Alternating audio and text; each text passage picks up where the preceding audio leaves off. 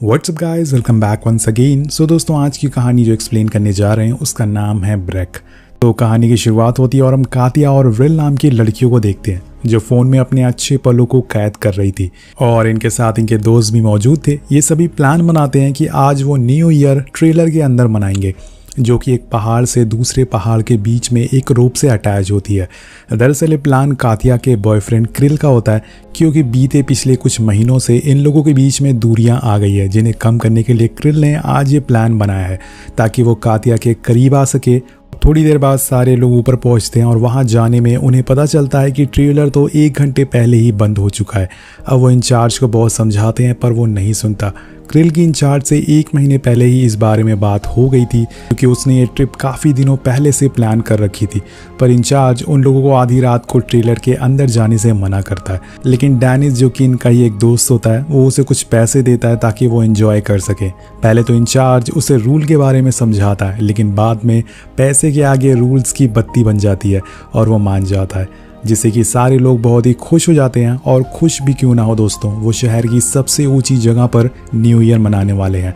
अब सारे लोग उस ट्रेलर के अंदर बैठ जाते हैं, पर बीच में क्रिल को याद आता है कि वो अपना बैग तो नीचे ही भूल गया है। वो कातिया से कहता है कि जब तक मेरा बैग नहीं आता तुम कहीं नहीं जाओगे, लेकिन कातिया कहती है कि कुछ भी हो जाए वो अपने दोस्तों के साथ ही जाएगी, जिससे क्रिल को बहुत ही बुरा लगता है। यहाँ क्रिल को देख के पता लगता है कि उसके बैग में शायद कुछ बहुत ही कीमती चीज़ मौजूद है, जिसे लेने वो नीचे चला जाता है। अब इंचार्ज उसे बिना देखे ट्रेलर ऑन कर देता है, जिससे वो लोग अब आगे बढ़ जाते हैं और क्रिल नीचे ही छूट जाता है। अब बाकी लोग ट्रेलर में अपना सफ़र शुरू कर देते हैं बिना क्रिल के, मतलब जिसने प्लान बनाया था यहाँ आने का, इन लोगों ने उसे ही नीचे छोड़ दिया है। अब ट्रेलर आधे रास्ते पहुंच जाता है, पर तभी अचानक से वो बंद हो जाता है। अब सारे लोग घबरा जाते हैं, पर डेनिस कहता है कि ये आम बात है, यहाँ ऐसा होता ही रहता है, शायद पावर कट हो गया होगा और थोड़ी देर में वो ठीक हो जाएगा। सारे उसकी बात से सहमत हो जाते हैं और अपनी इस ट्रिप को एंजॉय करना शुरू कर देते हैं। पर वहीं क्रिल अभी भी नीचे ही था और उसे पता चल जाता है कि कातिया उसके बिना ही चली गई है। इस वजह से वो दोबारा ऊपर नहीं जाता और अपना न्यू ईयर नीचे मनाने का डिसाइड करता है। वहीं हम उस स्टेशन के इंचार्ज को देखते हैं, जो नीचे बेसमेंट में जाता है और जनरेटर को शुरू कर देता है, जिससे ट्रेलर दोबारा से स्टार्ट हो जाती है और सारे लोग बहुत खुश हो जाते हैं। इन लोगों के साथ एक यहाँ पर रॉनी नाम का लड़का भी होता है, जो कि इनका दोस्त होता है, जो दिखने में थोड़ा अजीब सा था। वहाँ रखे सारे सामानों को चेक करने लगता है, जिसमें उसे क्रिल का वही बैग मिलता है जो वो उसे नीचे लेने गया था, यानी कि उसका बैग यहीं पे था, लेकिन उसे ध्यान नहीं दिया। अब रॉनी बोलता है कि आखिर इस बैग में ऐसा क्या है जो क्रिल इतना बेताब होता जा रहा था। वो उसे खोलता है तो उसमें एक बियर की बोतल मिलती है और कुछ सामान होता है। इसी बीच कातिया आ जाती है और उससे वो बैग ले लेती है। तभी उसे उस बैग में एक बॉक्स मिलता है, जिसमें खोलने पर उसे एक रिंग मिलती है और ये देख के वो थोड़ा इमोशनल हो जाती है। उसे पता चलता है कि क्रिल ने ये ट्रिप क्यों प्लान करी थी। वो उसे शादी के लिए प्रपोज करना चाहता था, पर आज वो उसके साथ यहाँ मौजूद भी नहीं है। ये सारी बात सोचने के बाद कातिया उसे फ़ोन लगाती है, लेकिन इतनी ऊपर तो नेटवर्क आना नामुमकिन था और उसके दोस्तों के भी फ़ोन में नेटवर्क नहीं आ रहे थे, जिस वजह से उसकी क्रिल से बात नहीं हो पाती। इधर हम इंचार्ज को देखते हैं, जो नीचे बेसमेंट में होता है। वो मशीन में ऑयलिंग करने के लिए जाता है, लेकिन ये उसकी सबसे बड़ी गलती साबित हो जाती है। उसके गले की जो चाबियां होती है वो रोलर के बीच में अटक जाती है, जिससे कि उसका दम घुटने लगता है। वो जैसे तैसे करके खुद को बचाने के लिए एक रॉड उस रोलर में अटका देता है और अब वो मशीन पूरी तरह से जल जाती है, जिससे ट्रेलर वहां पर रुक जाता है। और अब फाइनली इनके पास बहुत बड़ी मुसीबत आने वाली है, लेकिन इस बारी कातिया और उसके दोस्त घबराते नहीं, क्योंकि उन्हें पता था कि ये थोड़ी देर में ठीक हो जाएगा, जबकि उन्हें अब ज़्यादा घबराना चाहिए था। वेल, देखते ही देखते दोस्तों 12 बज जाते हैं और सारे लोग न्यू ईयर को एंजॉय करने लगते हैं और इसी एंजॉयमेंट में उनकी कब आँख लग जाती है उन्हें पता भी नहीं चलता। अब पूरी रात निकल चुकी थी और यहाँ से शुरू होती है असली मुसीबत। सुबह हो चुकी है, लेकिन अभी तक पावर नहीं आया है। ऐसे कैसे हो सकता है, यही सोच के सारे लोग बहुत ही ज़्यादा डर जाते हैं। अब डेनिस ट्रेलर के ऊपर जाता है चेक करने के लिए कि क्या पता वहाँ से रोप को लूज करा जा सके, जिससे वो लोग स्लोप से नीचे आ सकें, लेकिन ये काफ़ी रिस्की होता है और ये तरीका भी काम नहीं आता। इसके बाद सारे लोग इमरजेंसी एग्जिट को ढूंढने लगते हैं थोड़ी देर बाद उन्हें वो मिल भी जाता है, लेकिन वहाँ कोई रस्सी नहीं थी। अगर होती भी दोस्तों वो काम की नहीं आती, क्योंकि इस समय ये लोग 11,000 फीट की ऊंचाई पर हैं और शायद इतनी लंबी रस्सी आज तक बनी ही ना हो। अब सभी को पता चल जाता है कि वो मुसीबत में फंस चुके हैं और इसलिए सारे फैसला करते हैं कि वो अपना खाना थोड़ा थोड़ा खाएंगे, जिससे वो लोग मदद आने तक सरवाइव कर सके। इधर हम क्रिल को देखते हैं जो इस बात से अनजान है कि उसके दोस्त कहाँ फंसे हैं। उसकी फैमिली को लग रहा था कि उसने शादी कर लिया है, लेकिन ऐसा कुछ भी सच नहीं होता। थोड़ी देर बाद हमें एक और चीज़ पता चलती है कि जिस लाइन की रोप पे कात्या और उसके दोस्त फंसे हुए हैं उसे टेम्परेरी बंद कर दिया जाता है, क्योंकि वो ख़राब हो गई थी। पर क्यों ख़राब हो गई थी ये किसी को भी पता नहीं चलता। कात्या और उसके साथी ट्रेलर के अंदर आग जलाते हैं, जिससे कि उन्हें थोड़ी गर्मी मिल सके, वरना वो लोग ठंड से ही मर जाएंगे। अब थोड़ी देर बाद स्टेशन में 2 वर्कर आते हैं जिनकी सुबह की शिफ्ट होती है। उन्हें वहाँ पर इंचार्ज की लाश मिलती है बेसमेंट में, तो उन्हें लगता है कि शायद ये कोई एक्सीडेंट था जो कि गलती से हुआ था। और इसके बाद वो वहाँ के रूम को सेटअप को देखते हैं, जिन्हें उन्हें पता चलता है कि रात में किसी ने ट्रेलर को ऑन करा था और ये ट्रेलर बीच में फंसा हुआ है। पर स्टाफ को इस बात का ज़रा भी अंदाज़ा नहीं होता कि उसमें लोग भी मौजूद थे, जो कि अभी बहुत बड़ी मुसीबत में है। वहीं दूसरी तरफ क्रिल बार बार सोशल मीडिया को चेक करता है ये देखने के लिए कि क्या पता उसके दोस्त में से कोई ऑनलाइन हो, लेकिन अभी तक किसी का कुछ भी पता ही नहीं होता है। और ना ही कात्या की उसको एक बार भी कॉल आई थी। कॉल कैसे आती दोस्तों, उनका नेटवर्क ही नहीं आ रहा था। और अब क्रिल को लगने लगता है कि अब उसका रिश्ता खत्म हो गया, जिस वजह से अब वो अपने घर जाने की तैयारी में लग जाता है। पहर हो जाती है और बाकी के स्टेशन में ट्रेलर चल रहे थे, लेकिन ये लाइन अभी भी बंद पड़ी हुई थी। वहीं कात्या ने अपने बैग में एक रस्सी रख रखी थी, क्योंकि कहीं ना कहीं उसे पता था कि ये सफ़र खतरनाक होने वाला है, लेकिन उसे इस बारे में किसी को भी नहीं बताया था।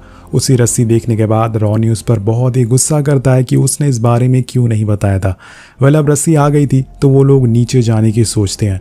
बीच बीच में कात्या सारी चीज़ों को रिकॉर्ड कर रही थी, ताकि जिसे भी फ़ोन मिले उन्हें पता लग सके कि इनके साथ क्या हो रहा है। कहानी आगे बढ़ती है और डेनिस नीचे जाने को तैयार हो जाता है, क्योंकि नीचे इन्हें ज़मीन दिख रही थी, तो हो सकता है कि शायद वहाँ पहुँचने पर ये बच जाए। अब ऊपर तीनों लोग उस रस्सी को पकड़ कर रखते हैं और वो धीरे धीरे करके नीचे उतर आता। वो अपने स्केटबोर्ड को नीचे फेंकता है, जिसके बाद उसे समझ आता है कि जिसे वो ज़मीन समझ रहे थे असल में एक बर्फ़ की लेयर थी, जो कि स्केटबोर्ड के गिरने पर टूट जाती है। अब डेनिस इतनी गहराई को देखकर बहुत ही ज़्यादा घबरा जाता है और फ़ौरन रस्सी को ऊपर खींचने को कहता है, और इसी हड़बड़ी में रस्सी जिस हुक से बंधी होती है वो टूट जाती है और रॉनी भी नीचे आके लटक जाता है।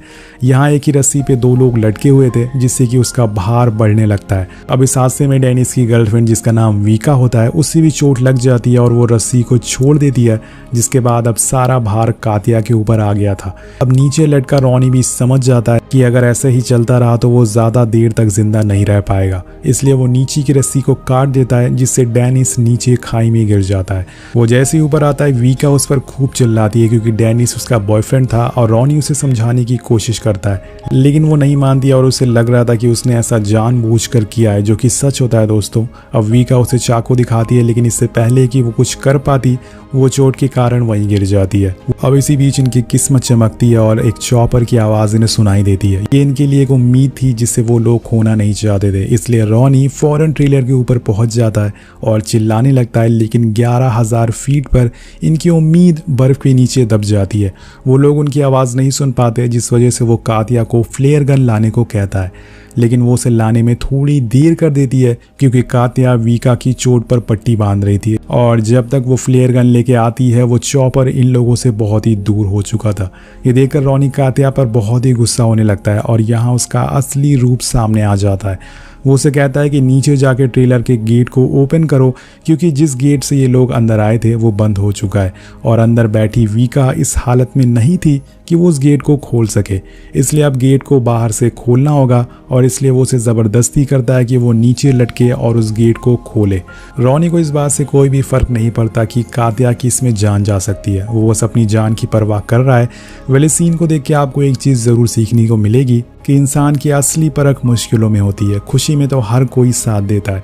जब ये ट्रिप शुरू हुई थी तो रॉनी कात्या को इम्प्रेस करने की कोशिश कर रहा था और अब वो उसकी जान लेना चाहता है। वेल गाइस कात्या नीचे जाने से मना कर देती है और दोनों में हाथापाई होना शुरू हो जाती है। जिससे दोनों वहीं गिर जाते हैं। और इसके बाद रॉनी ट्रेलर में लगी एक रॉड निकाल लेता है और उसे डराने की कोशिश करता है, लेकिन इसी चक्कर में कात्या का पैर फिसल जाता है और वो ट्रेलर से लटक जाती है।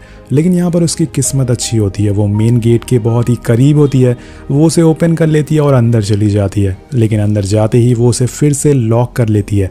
अब ये देखकर रॉनी बहुत ही गुस्से में होता है। कात्या कहती है कि अब हिम्मत है तो अंदर आके दिखा। वो गेट को ज़बरदस्ती ओपन करने की कोशिश करता है जिससे वो ऊपर आया था, लेकिन तभी वो डिसबैलेंस हो जाता है और नीचे खाई में गिर जाता है, यानी कि कर्मा हिट्स यू बैक। और ये देखते ही देखते कात्या वहीं सो जाती है। लेकिन आधी रात को वो देखती है कि रॉनी ऊपर आ गया है और उस पर चाकू से हमला कर रहा है। लेकिन इसी बीच उसकी आँख खुल जाती है और वो खुद को संभालती है, क्योंकि ये बस एक सपना था। इधर हम क्रिल को देखते हैं जो एयरपोर्ट पहुंच चुका था अपने घर जाने के लिए, लेकिन वो एक आखिरी बार अपने दोस्त की सोशल मीडिया चेक करता है और फिर कात्या को कॉल लगाता है, पर वो फिर भी उसका फ़ोन नहीं उठाती। अब ये सब देख के उसे कहीं ना कहीं लगने लगता है कि शायद उसके दोस्त किसी मुसीबत में फंस चुके हैं, इसलिए वो फ्लाइट में जाने की बजाय दोबारा से टैक्सी में बैठ जाता है और सीधा उसी स्टेशन आता है जहां उसने अपने दोस्तों को आखिरी बार देखा था। इधर कात्या की हालत अब बिगड़ती जा रही थी। वो देखती है कि ट्रेलर का वो हिस्सा भी खुला हुआ है जहां से डेनिस नीचे गिरा था। वहां से बर्फीली हवाएं आ रही थी, ठंड अपनी चरम सीमा पर होती है। तभी कात्या को पता चलता है कि वीका की ठंड के मारे मौत हो चुकी है, यानी कि वो अब बिल्कुल अकेली है। वो उसका जैकेट उतार के पहन लेती है और वहाँ कुछ पेपर्स को जला देती है जिससे उसे थोड़ी गर्मी मिल सके।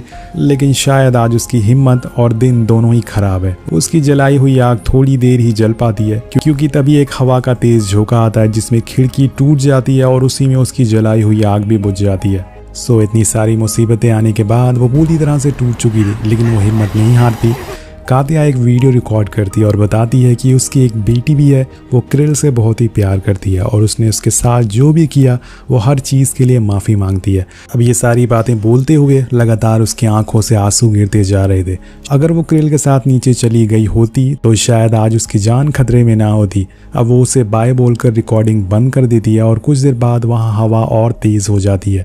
अब पूरा ट्रेलर एक झूले की तरह लहराने लगता है। कात्या पूरी तरह से सहमी और डरी हुई थी, जिस वजह से वो बेहोश हो जाती है। वो इतना ज़्यादा डर जाती है। वहीं एक तरफ क्रिल ट्रैफिक में फंस चुका था, वो परेशान हो जाता और उसे जल्द से जल्द अपने दोस्तों के पास जाना था, इसलिए वो कार को छोड़कर वहीं से पैदल ऊपर जाने लगता है।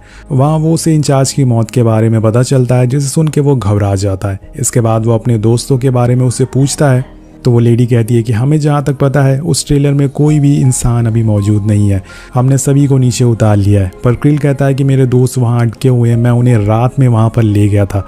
अब ये सुन के वो लेडी काफ़ी गुस्से में भी आ जाती है। वहीं कात्या को एक आइडिया आता है। वो देखता है कि क्रिल को जो बैग था उसमें कुछ लाइट्स रखी हुई थी। लेने से पहले कि वो कुछ और सोचती, एक ज़ोरदार हवा आती है और जो उसे बचे हुए कनेक्टिंग रॉड्स थे वो भी टूट जाते हैं, जिससे ट्रेलर पूरी तरह से झूमने लगता है। इस तूफान की वजह से वीका की लाश भी ट्रेलर से सीधा नीचे गिर जाती है।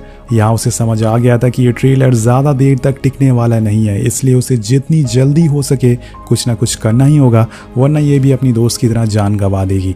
इसलिए वो फैसला करती है कि वो ट्रेलर के ऊपर जाएगी और वहाँ पर रुकेगी। वो अपने साथ उन लाइट्स को भी ले लेती है और ऊपर चली जाती है। वहाँ जाके वो बहुत ही मुश्किल से उस हैंगर को पकड़ कर रखती है और उन लाइट्स को ऑन कर देती है। अब इसके थोड़ी देर बाद ही पूरा ट्रेलर नीचे गिर जाता है धड़ाम। अगर वो थोड़ी देर और उस ट्रेलर में रहती तो वो मारी जाती। अब ट्रेलर जैसे ही रोप को छोड़ के नीचे गिरता है, यहाँ स्टेशन में सेंसर बजना शुरू हो जाता है, जिससे वहाँ पे लेडी क्रिल से कहती है कि अब ट्रेलर नीचे खाई में गिर चुका है, अगर उसमें तुम्हारे दोस्त जिंदा भी होंगे तो वो अब मारे गए होंगे। अब क्रिल को यकीन नहीं हो रहा था कि ये सब क्या हो गया है, इतनी जल्दी सब कुछ कैसे ख़त्म हो गया है। उसने अपने दोस्त, अपने प्यार, सभी को एक ही दिन में कैसे खो दिया। वो बेबस होकर बाहर आ जाता है और ऊपर वाले से प्रार्थना करने लगता है कि शायद कुछ चमत्कार हो जाए। और तभी ऊपर वाला उसकी सुन लेता है और उसे दूर एक लाइट दिखती है। वो समझ जाता है कि अभी भी कोई जिंदा है, अब उसे किसी तरह से उसे बचाना है। वो फौरन स्टेशन के बेसमेंट में जाता है और उस रोलर में से उस रॉड को निकालता है, पर इतनी आसानी से वो निकलने वाला नहीं था। वो उसी क्रेन से उसे टो करता है, जिससे वो बाहर आ जाता है और वो लेडी भी सिस्टम ऑन कर देती है, जिसके बाद वो रोप धीरे धीरे करके नीचे आने लगता है। अब दोस्तों, जब सुबह होती है तो कात्या उसी हैंगर पर लटकी हुई स्टेशन पहुंचती है। पूरे 2.5 दिन के बाद उसे रेस्क्यू किया गया था, सारे लोग वहाँ पहले से ही मौजूद होते हैं। वो पूरी तरह से बेहोशी की हालत में थी, लेकिन अभी भी वो जिंदा होती है। उसकी सांसें अभी भी चल रही थी। उसका नसीब अच्छा था। स्टेशन पे क्रिल भी मौजूद होता है। वो लोग फौरन हॉस्पिटल लेके उसे जाते हैं और उसकी जान बचाते हैं। कहानी के आखिर में हमें एक बैलून उड़ते हुए दिखाया जाता है जो कि ये मैसेज देता है कि नेवर गिव अप। इसी के साथ ये कहानी खत्म हो जाती है। तो ये सर्वाइवल इमोशनल मूवी आपको कैसी लगी नीचे कमेंट करके ज़रूर बताएगा। नेक्स्ट मूवी कौन सी देखना चाहते हैं नीचे कमेंट करके ज़रूर बताएगा। मिलते हैं आपसे अगले वीडियो में। Thank you so much watching. Peace out.